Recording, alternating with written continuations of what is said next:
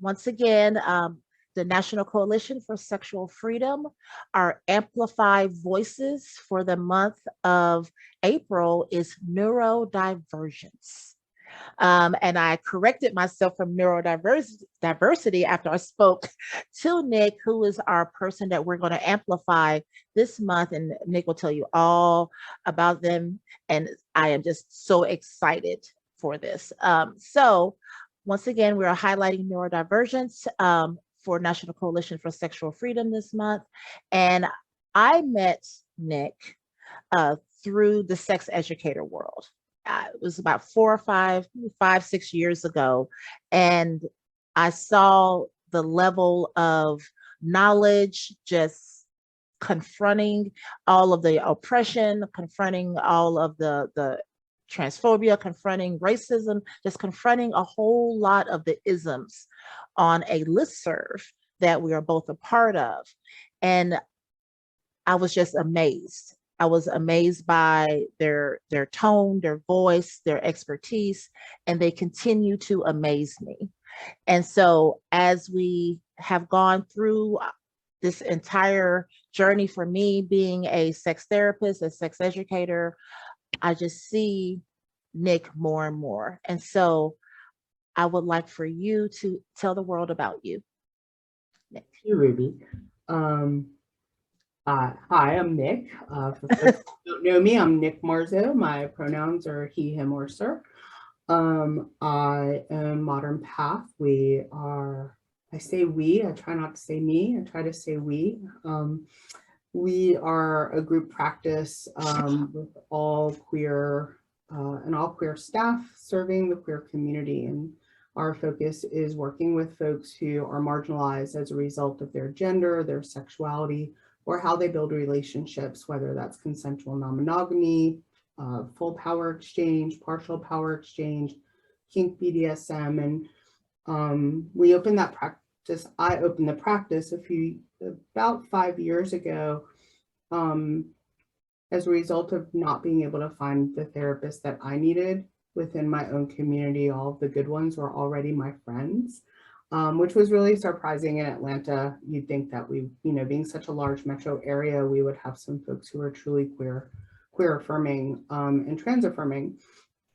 And in the work over the last 5 years, it's been really clear to us that one of the other intersections that we're dealing with is neurodivergence because of the population that we serve. So that's, how I kind of have taken some of my personal experiences and turned them into my professional experiences. I'm a certified sex therapist, a licensed professional counselor, and a supervisor. And I also sit on the ASEC ethics committee, which I Yes. like to talk about sometimes because ethics are fun. Yeah, so that's kind of who I am in a professional short speech. Personally, or from a positionality perspective, I'm obviously, well, maybe not obviously, some people don't get that right. I am white. I am transmasculine, genderqueer. I am neurodivergent myself. I live in the Southeast. I've always lived on the East Coast in urban and suburban areas, and I'm mindful that my experiences will differ from other people around the country. Yeah, I'm leather identified, non-monogamous, have awesome partners, and a great kid. Yeah. Yes, yes. Thank you so much. Thank you. What a great introduction. You did that really well. That's pretty cool. And so if you could, it is neurodivergence awareness. What do you think of that? Do you think that is necessary? What are your thoughts? Absolutely. So when I'm thinking about neurodivergence, and I think very similar to how we talk about like transgender as a term, that can encompass a number of things. Neurodivergence can encompass a number of things. Most traditionally, we're going to be talking about folks who are autistic and folks who have ADHD. Some of us choose to expand that a little bit. I choose to expand that to also include folks who are gifted, because there's a lot of crossover between gifted folks and how our brains work with also ADHD and autistic experiences. And then there are other folks who might start including different mental illnesses or different diagnoses under neurodivergence. But when I'm talking about it, I'm talking about autism and ADHD. Why do I think the awareness is important? Because Yes. our brains work in a way that a lot of other people's brains don't. And often we are, I'm going to say, pigeonholed Mhm. as with very kind of negative qualities, like you're so impulsive, or you're not reaching your potential, or why do you have to be that way? When what we're really doing is experiencing the world through a nervous system and a brain that works differently than other people's. And I feel like that should be celebrated instead of punished. Absolutely, absolutely. And so, what are your thoughts on the conversation? Well, I don't know if people are still having this conversation. This was when I was diagnosed. I was diagnosed late. I was diagnosed at like 38 years old. With it, I was everything but that. And so, but at the time that I was diagnosed, there was conversation that ADHD, autism, is not a mood disorder. It's a developmental disorder. What are your thoughts on that? It's still categorized that way in the DSM. I don't know that, despite all of my experience, I don't know that I grew how it's categorized in the DSM. And it is hard for me to talk about the DSM because I think the DSM is a tool of power, not Mhm. what is actually really happening in the world. So let me not even like try to Right. go down that rabbit hole. I think instead the way I like to view it is it doesn't really matter if it's a developmental disorder or not. What's Mhm. important is that people are able to access proper diagnostic tools. And instead, we need to stop looking at autism and ADHD as something that little white boys have and Mhm. expand it across um, all experiences, all genders, all races, all ethnicities, and let's start looking at behaviors through that lens instead of whitewashing it all. I yes. So how would you define ADHD? For me, ADHD, I will go to some of the diagnostic criteria. We're talking about differences in attention, differences in focus, impulse control, uh, sensory processing, which doesn't necessarily show up in the DSM as a category, but we know that there's a correlation between how we process sensory experiences when we have Mhm. ADHD. And then organization and task execution. Those are Right. the ones, and that's where we get into, you know, a lot of that negative language that folks Mhm. experience, and where we can confuse ADHD with depression, or ADHD with anxiety, or Mhm. ADHD with another disorder because we're mistaking the symptoms Mhm. as something that they're not. Right. So, how comfortable? Well, I said I was going to do this, which is giving your story a little bit. And if you could bring in maybe towards the end how this has impacted you and your sexuality, but your story of when you found out you had ADHD, etc. I learned that I had ADHD when I was in college. Mm-hmm. I had the opportunity to go to a small private university, and we can use the word opportunity loosely. It was mostly because my academic performance, despite my intellectual functioning, did not rise to the occasion for me to get into a public university. So I paid to go to a private university that met my needs. I'm still paying for that a lot. But I couldn't pass math, even though I had A's in all of my other classes. And uh, the school also realized I couldn't be in daytime classes. I was only succeeding if I was in night school.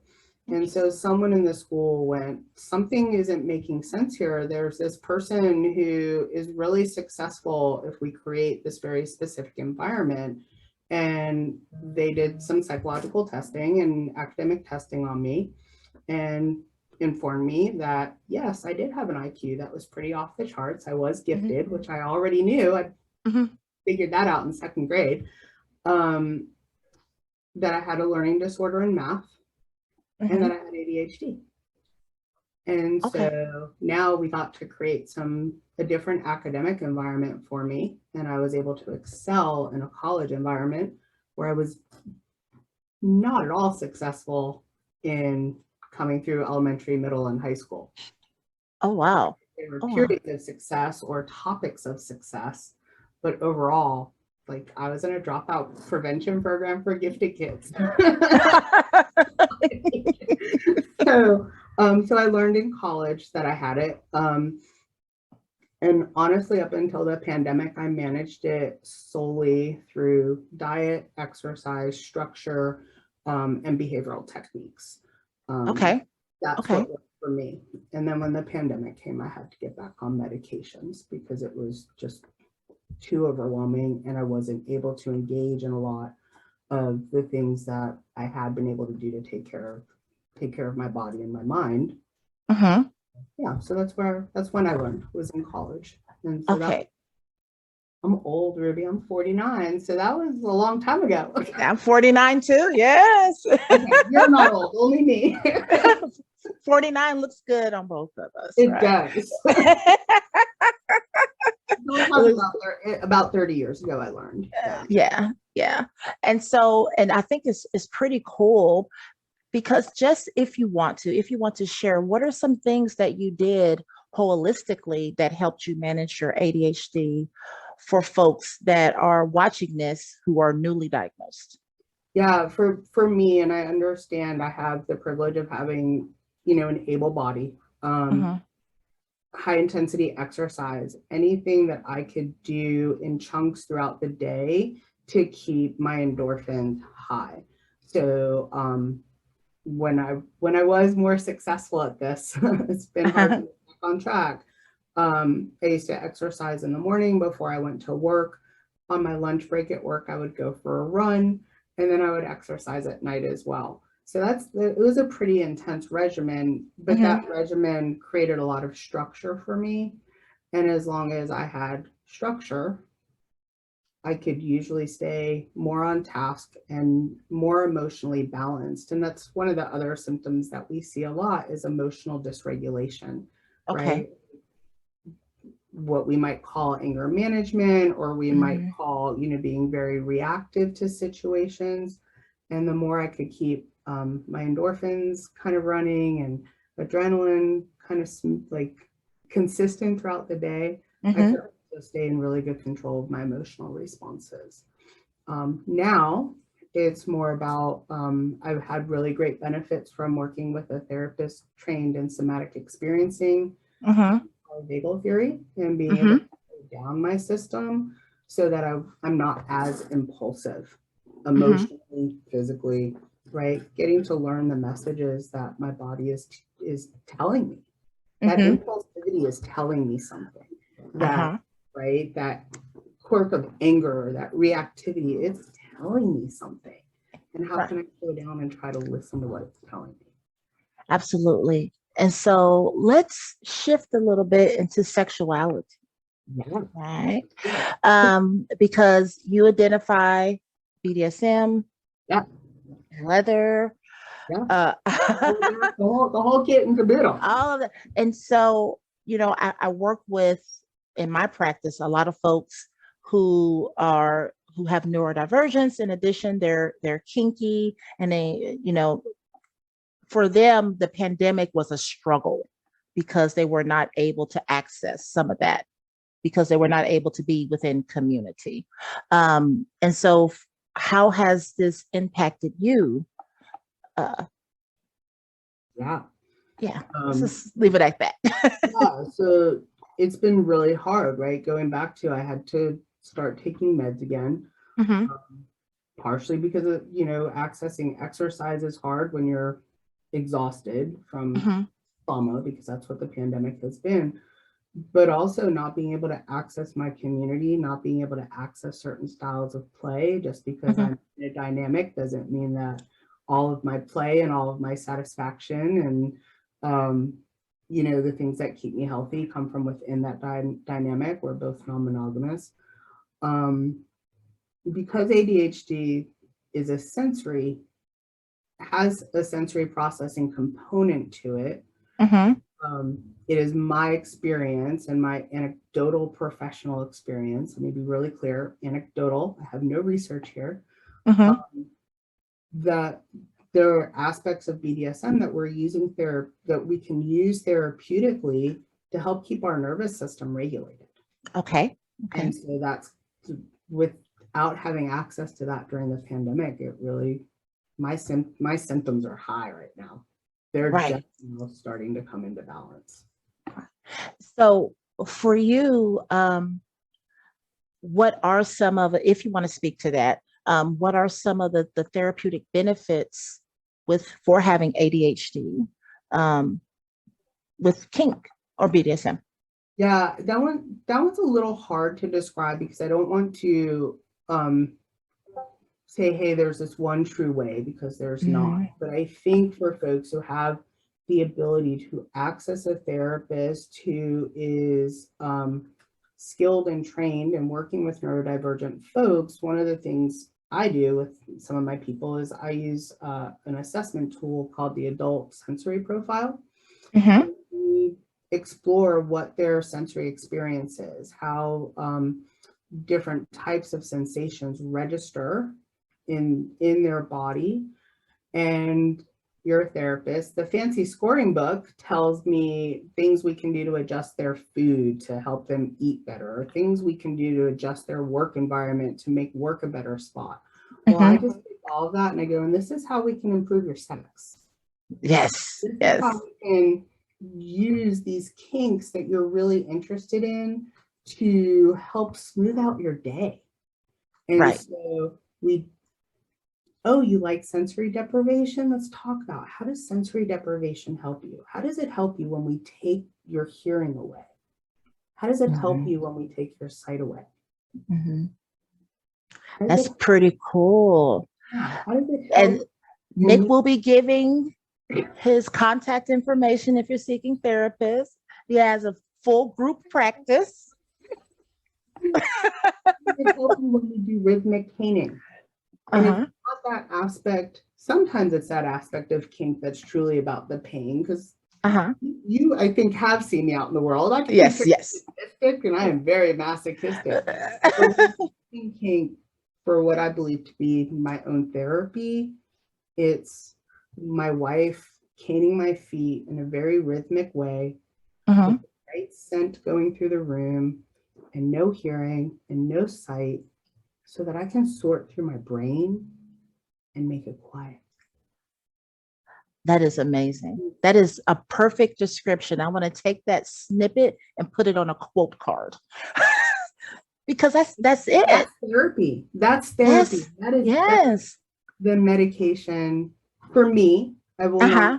dismiss medications for other Uh-huh. people, but that's better for me to do that in a maintenance way Uh-huh. than it is to say, hey, I have to put this amphetamine in my body. Right. So how has the lack of awareness, in your humble opinion, impacted the kink community? The lack of awareness of neurodivergence. So I was thinking about that before we got together, and I kind of went down I'm going to say a little bit darker path to answer that question, but I want to start with that brighter, where I was in that bright spot. Mhm. Because we don't have this awareness, people don't realize what tools might be available to them Mhm. to help take care of themselves and help learn about how their body, how their mind, how their nervous system works in tandem, right? Mhm. So without awareness, we can't take care of ourselves. Yes. How I think it impacts the community sometimes is because we don't always have this self-awareness. We might have folks engaging in behaviors and other people going, oh, that person is constantly talking in the middle of a class at self, or that person doesn't provide aftercare, or that person doesn't do this, or that, when if we actually sit and talk about it, you know what? I'm one of those folks who doesn't provide a lot of aftercare. It's too overwhelming for me. I can't sit still. Uh-huh. But I know that now. So now if you and I are going to play together, I get to have that conversation with you, not just, hey, I'm that guy that doesn't provide aftercare. I get to say to you, hey, Ruby, I have ADHD. And I know Mm-hmm. we're going to go out on this date tonight and we're going to go down to the club. But I need to let you know, sometimes I get distracted by whatever shiny thing is walking by. Is that okay? Or do you really need my direct attention? Yeah. Or, Ruby, it's going to be really hard for me to sit still. I know my capacity to sit still after a scene is like 5 minutes. Is that going to be enough? No. Do you have a friend who can come and provide your aftercare? Or my friend will provide your aftercare. Will you talk to them and see if that would Mm-hmm. work? No, that Mm-hmm. doesn't work. Cool. I think you're awesome. I think you're hot, but we're just not meant to play together. I Right? love it. Yes. Actually negotiate if we know how our neurodivergence impacts our play and impacts how we move through the world. Yes. Yes. Love it. Yeah. Before Love I it. could package it that way, people used to just be like, that's Nick. He doesn't provide aftercare. He's a, Uh, and be like, no, wait, that's not what's going on, y'all. Like, hold on, let me. yeah. So I learned how do I put this elevator speech together so that Right. I can explain this is the why behind the behavior and will Mm-hmm. it work for you? Can you consent to that? That's part of informed consent. Right. So I'm making a note of what you just said. Yeah. Um, negotiation and consent. I think that is beautiful. And the reason that I think that is beautiful is ableism plays out a lot within community, but the stuff that people don't see, right? And the stuff that people are under or misdiagnosed with, it becomes a character flaw, a moral deficiency of some type. Um, but there's some people who say, well, we don't want to pathologize BDSM by introducing the therapeutic aspects of it. It's like, where's the balance, Nick? For me, the more Uh-huh. folks like you, like me, like all the other kink aware professionals and the Uh-huh. BDSM team and all of the Uh-huh. folks who are deeply ingrained in the behavioral health care system, Uh-huh. the more we work to link these things together and teach it to our peers. I'm a Uh-huh. continuing education provider. I've seen you teach things, Uh-huh. and we teach that to our colleagues, the less the stigma will be. If we Yes. start linking it together and link it in this bright light, this is Uh-huh. therapeutic, this is positive. Uh-huh. And even if we, because I'll go out there on a limb sometime. When I teach, there have been body stress rituals throughout time. We Uh-huh. to cultures far, far away from whiteness, right? Uh-huh. Way back in history and look at body stress rituals. Uh-huh. How is what we're doing any different? Mm. And these are rituals that have been used as rites of passage. These are rituals that have been used to connect with your spirituality and your higher power. These are rituals of tradition, of strength. Uh-huh. So I think we have things in history Uh-huh. and within different cultures that we can kind of gather together and say, Uh-huh. look, this isn't a pathology, excuse my language. This Uh, isn't a you could pathology. cuss. This isn't a pathology. Uh-huh. That pathology is coming from people, in power who put Uh-huh.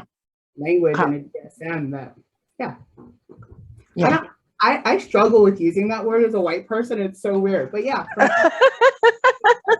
supremacy, right? Right. I think those of us who are in our own positions of power as Mm-hmm. therapists, we can do some things to raise that awareness.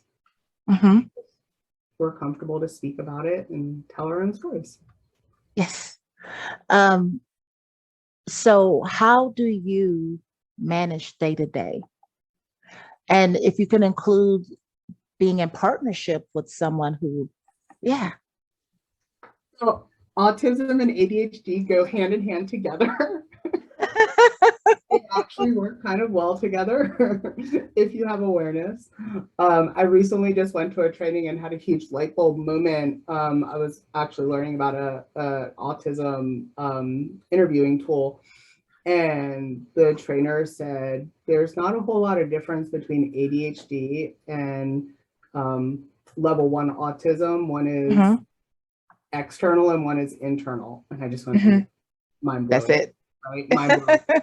Um, so how I manage my day to day,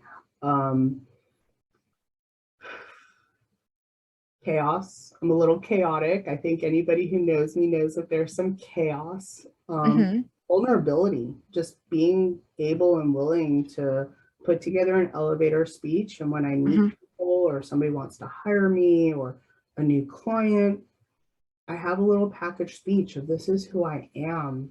Mm-hmm. Consent to engaging with me Mm-hmm. and to understand that I'm open to hearing when something I'm not doing doesn't feel good for you, so we can work on that. So vulnerability is a huge part of it. Masking less and explaining more. I've just come to learn the more I mask, the more exhausting it is. And the more exhausted I am, the more symptoms I have. Do you want to explain to the people what masking is? Yeah, masking is like kind of like code switching, right? I have to put on Mm-hmm. this mask and be well behaved so that I can be professional or be Mm-hmm. right or be, whatever. And so it might be toning my voice down or how I dress. If you know me, I wear jeans and a black t-shirt every single day, everywhere I go, because this is what's comfortable on my body. Mm-hmm. Not professional, but Mm-hmm. this is who I Mm-hmm. am, right? So yeah, we can have all kinds of talks about um, and so masking less and explaining more. Mm-hmm. My dynamic helps a lot, a whole lot. So I'm married to another dominant. We are both collar dominants, collar to each other, and we use our dynamic in a way that we build upon each other's strengths. So she does a really great job helping to kind of manage my day to day or schedule my day to day with me sometimes, helping run parts of my business that I'm not great at in terms of Mm-hmm.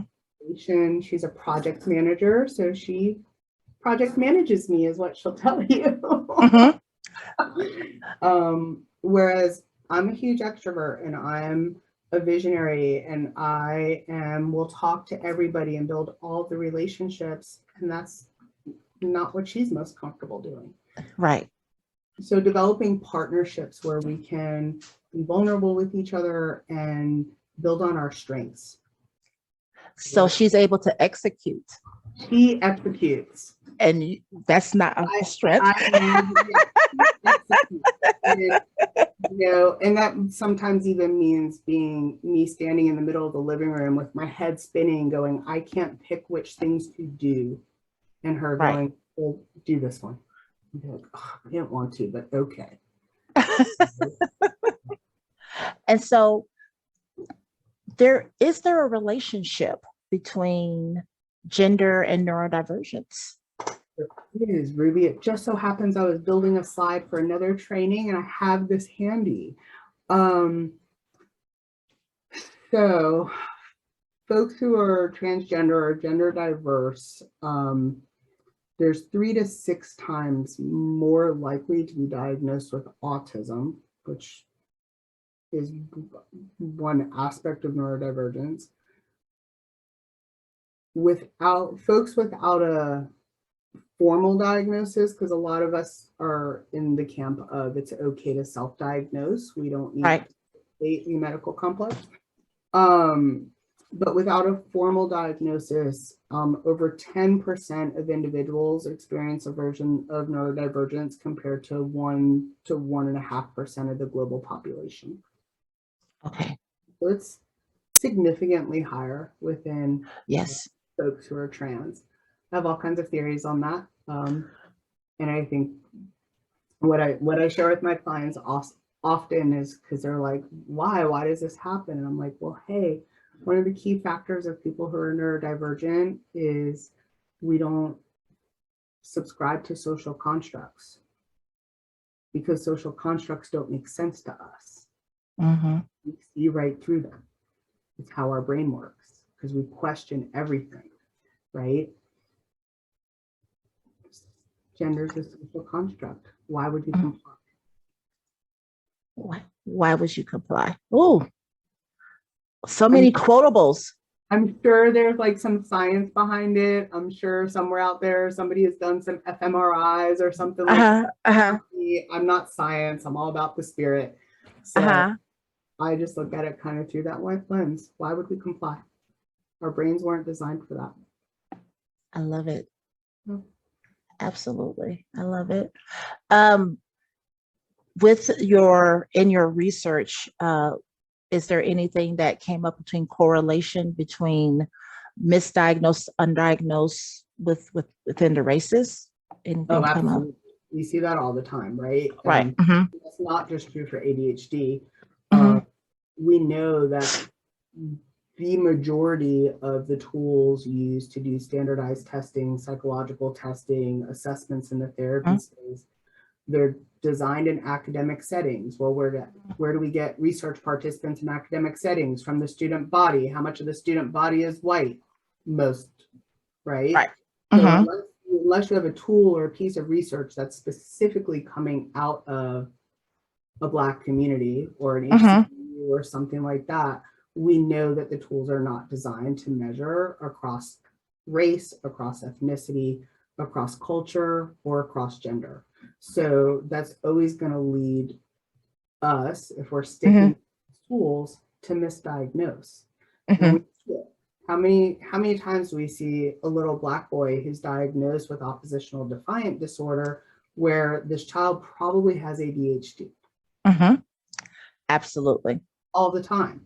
Yes. For those of you who are listening, ADHD gets you psychiatric or behavioral health support. Oppositional defiant disorder gets you RYDC, which is kiddie jail. Yes. So we're already putting little Black boys in jail when we could, and helping their family system. Absolutely. Yes. I was watching this, the videos come out all the time. And the most recent video that came out a day or two ago is this 14-year-old Black boy who has autism. And they are thinking, it turns out he's stealing in a Walmart. So they call the cops and you could see him reacting to it. They're saying, calm down. And the sister is saying he has autism. He's not going to, and everybody's like screaming and communicating this. They think young Black boys are older than what they are. Probably don't realize he's a 14-year-old kid. It is just, like you said, it's an automatic, you're a criminal. Yeah. I don't have as much either case studies or insights into Black women or Black transgender folks. And I don't have enough information about that. I wish I had more. Right. Do we have any information? That was kind of what I was going to say. Like when I think about research overall, it is rare that I see anything related to Black women unless we're talking about the inability to access healthcare, right? When we're talking about infant mortality or mortality around pregnancy, that seems to be one of the few places, reproductive justice. That research with Black women at all. So yes, and it's not out there as much. You can pull it from other places, but that's an area that I know we need to have more conversations about, just like it up. But that was great. So do you have any projects or trainings or CEs coming up that people can do? So I should. The pandemic's made it a little hard to be teaching and organizing my thoughts, but we're trying to Uh-huh. get on track with that. We do have a few courses on our asynchronous learning site for professionals that are ASEC continuing education credits. And every now and then you can catch me teaching live or another member of our team teaching live. And you can follow along if you go to www.modernpath.net. And there's a Mhm. little education button at the top that can get you where you want to go. We don't have anything for like non-clinicians or non-sex educators yet, but we're Mhm. hoping to one day in the future. Thank you so much. So there's a lightning round of Oh, questions. my. And after the lightning round, I'll ask people, you can tell people like via email or how to reach you if they Sure. have questions or they want to interview you, whatever. So the lightning round questions is just the first thing that pops in your head, no right or wrong. Okay. So, what is the sexiest thing you've done in the last month?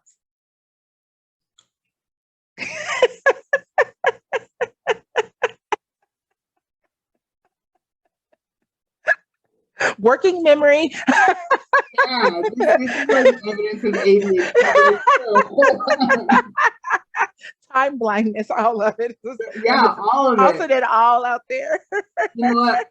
I was just really happy to have good sex with my life last night. There you go. Unexpected, like just thanks. That's sexy to me. Take care of me. That's sexy. So, what is your favorite thing to do to get your dopamine going? Fuck. Yes. How important is pleasure in your life? Uh, I would do that 24/7, 365. Did I mention sometimes with ADHD comes hedonism? I mean, Yes. we chase dopamine. I mean, that's Yeah. I would love to see the correlation between non-monogamy and neurodivergence. my wife would tell you that thank goodness for non-monogamy because there's too much of this for just one human and it takes a village. Yes. And we're going to end on that one. That was awesome. That was awesome. Thank you Absolutely. so much. So, where can people reach you? Again, Uh-huh. www.modernpath.net Hmm. is the website, and you can find me on the website is probably the easiest. And click the button that says email me. Okay. And so, some